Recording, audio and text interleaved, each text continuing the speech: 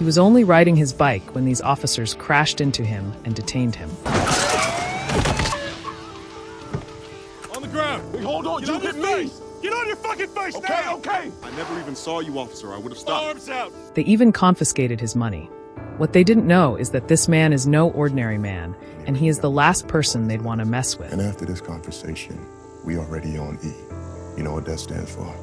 Marine Corps Martial Arts Program. What? One mind, any weapon. Calling any units on patrol. Transition to E. Distance between you. Welcome back to Favorite Recap. As the movie begins, we see Terry Richmond, a former Marine, cycling down a lonely road while listening to music through his headphones. Suddenly, he is stopped by some police officers who run over his bicycle. The officers were Evan Marston and Steve Lawn, of the local police department. They detained him claiming that Terry had tried to escape when they pulled him over.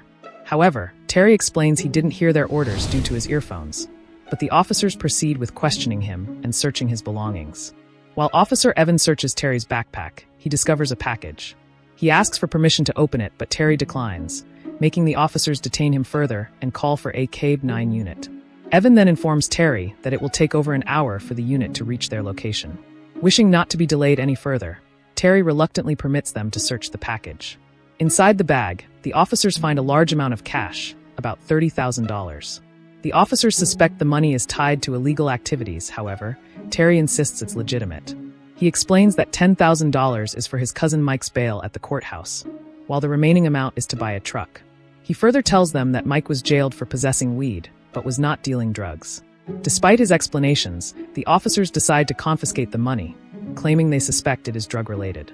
Evan advises Terry to file the necessary paperwork within 30 days to reclaim the money or face charges of money laundering. Despite his frustration, Terry is forced to comply with their order, and he is then released.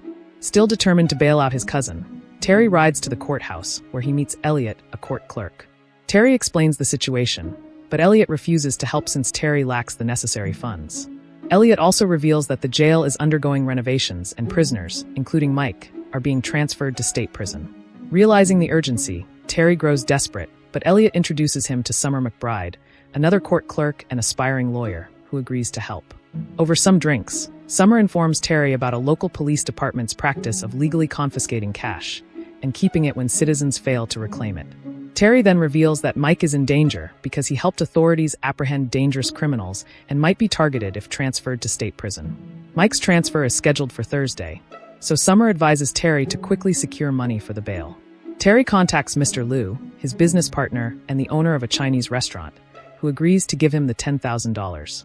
Meanwhile, Terry identifies the police department where Evan and Steve work and visits them the next day. He reports a robbery, describing the robbers as Evan and Steve. Officer Jessica Sims begins filing the report, but Steve intervenes, accusing Terry of fabricating the story. Soon, Chief Sandy Burns steps in defending his officers and ordering Terry to leave. However, Terry offers a deal. The department can keep most of the confiscated money if they return enough to cover Mike's bail. Tempted by the offer, Sandy agrees and allows Terry to visit Mike before the transfer, instructing him to arrive at 9 a.m. on Thursday. On the set date, Terry arrives at the police department only to discover that the prisoner transport bus has already departed, thanks to Chief Sandy deliberately rescheduling it earlier. Determined to warn his cousin Mike, Terry quickly chases down the bus on his bike and shouts for Mike to request protective custody as soon as he reaches the prison. Still frustrated at the turn of events, Terry seeks help from Summer, who meets him privately and shares significant information. She reveals incriminating details about the corrupt officers and mentions that even the courthouse judge is involved. Summer insists they can expose the corruption. As for Mike's bail, she advises Terry to bring the money to Elliot's desk as soon as possible to speed up the process. In the meantime, Terry heads back to the police department and confronts Chief Sandy, threatening him to comply with their deal. Officer Steve intervenes, leading to a heated altercation. Terry manages to disarm both Sandy and Steve and cuffs them with Officer Jessica's handcuffs, and forces her to escort him to the property room. There, Terry discovers a stash of weapons and large sums of confiscated money. Honoring his initial agreement, he takes only $10,000 for Mike's bail and leaves the rest. Before leaving, he unloads Jessica's firearm and instructs her to pretend to arrest him and drive him out of the building to avoid raising suspicion. Jessica reluctantly complies and ends up dropping him at a secure location before issuing a police alert about Terry. Terry then rushes to the courthouse and delivers the bail money to Elliot. Meanwhile, Summer goes to secure the judge's signature for Mike's release. However, before the process is completed, the police arrive and forcefully arrest Terry. He is taken to the courthouse catacombs for a medical checkup, where officers Evan and Steve escort him to Chief Sandy. During the drive, Sandy lays out the situation. He agreed that meddling with Terry was a mistake after they dug into his background. Soon they reach a hospital and Sandy returns Terry's remaining money, proposing a deal. Terry must stay quiet about everything or face up to 30 years in prison for assaulting the officers. Sandy also reveals that Mike was attacked in prison and is being transferred to this hospital. Terry, emotional and enraged, reluctantly accepts the deal. He visits Mike's hospital room, but is devastated to find that Mike has succumbed to his injuries. With no fight left in him, Terry asks Summer for a ride back to his town. On the way, they are tailed by a cop, whom Summer reveals to be her contact, a friend looking out for her. Summer tries to convince Terry to help expose the corruption, citing similar cases to Mike's, but Terry, frustrated, brushes her off. He gives her his number for emergencies before parting ways. Later that night, Summer wakes up to find someone has entered her home and drugged her. She realizes the police are involved when she notices a car magnet with their logo on her refrigerator. Panicked, she calls Terry, who immediately rushes over. He finds her alive but shaken in the shower. Summer reveals that the drug they used was something she had been prescribed in the past, a detail that could jeopardize her custody of her daughter if tested. Terry reassures her and takes her to work the next day. There, the judge demands Summer undergo the drug test, further proving his collaboration with the corrupt officers. Despite being terrified of the outcome, Summer complies, knowing her fate is sealed. Meanwhile, Terry encounters Officer Steve once more, who, along with his colleagues, blocks the street to trap him. Although Terry initially cooperates, Steve shoots him. Injured but determined, Terry retaliates by tossing Steve and fleeing to safety. In the woods, he abandons his vehicle and makes his way to the Chinese restaurant owned by Mr. Liu. He contacts Summer, who arrives and finds him wounded. However, Mr. Liu helps patch him up.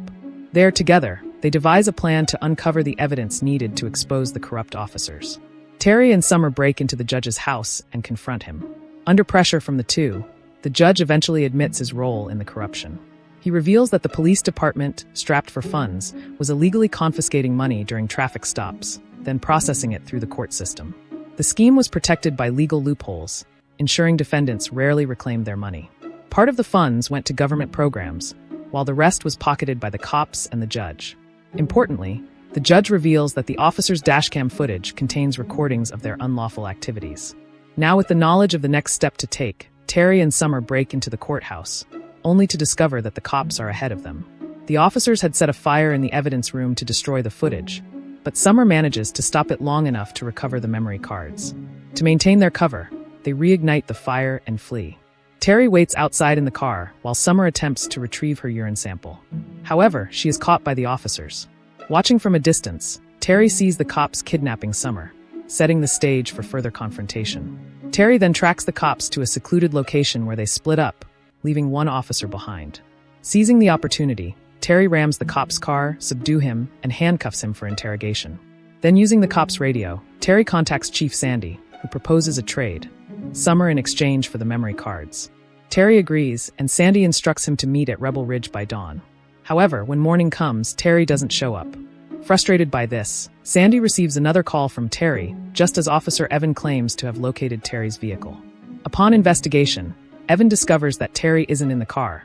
It's Officer McGill, taped to the vehicle as a diversion. Meanwhile, Terry infiltrates the police department, breaking through a back wall to access Sandy's headquarters. Officer Jessica spots Terry and alerts the others, prompting them to return to the station. Instead of addressing the pressing issue, Sandy rushes to secure the confiscated money. But Terry has armed himself from the department's armory as he shoots Sandy with beanbag rounds, incapacitating but not killing him. Jessica arrives, and Terry then realizes that she's the trustworthy ally Summer mentioned. He entrusts her with the memory cards, telling her to release the evidence. Jessica agrees to help, however. Sandy's men had already surrounded the station. As Terry prepares to destroy the money by dousing it in gasoline, Jessica intervenes, as she tries to de-escalate the violence. She leads Terry outside, where Officer Steve confronts him and eventually smashes the memory cards. Steve then boasts about knocking out Summer, meaning that there's no other witnesses to defend Terry. Just as the officers prepare to kill him, Evan steps in and questions their actions. Soon, a standoff ensues, but then Sandy shoots Evan in the leg and seizes his weapon. When Terry notices Jessica hesitating, he takes the chance to escape, dragging Evan to safety. Terry uses smoke grenades to shield their retreat and activates the police car's dash cams in the car, ensuring this time that there are live recordings. Tactically, Terry incapacitates the officers without using lethal force. He eventually confronts Steve and avenges being shot earlier. Then he finds Summer unconscious in Steve's car. Having already activated the dash cams, Terry drives toward Evan, rescuing him and escaping the station. In desperation, Steve tries to cling to the car, but Summer pushes him off. In the meantime, Sandy and his men realize the dire situation, and they give chase. But Jessica crashes her car into Sandy's vehicle to create room for Terry to escape. He immediately drives to the hospital, where Summer and Evan are admitted to the emergency ward. He then quickly retrieves the dashcam storage drive, preserving the evidence against Sandy. The movie ends with Terry holding on tightly to the storage drive, as it will serve as the only key to exposing the corrupt system. If you enjoyed this recap, do not forget to subscribe to the channel and like the video. Thanks for watching.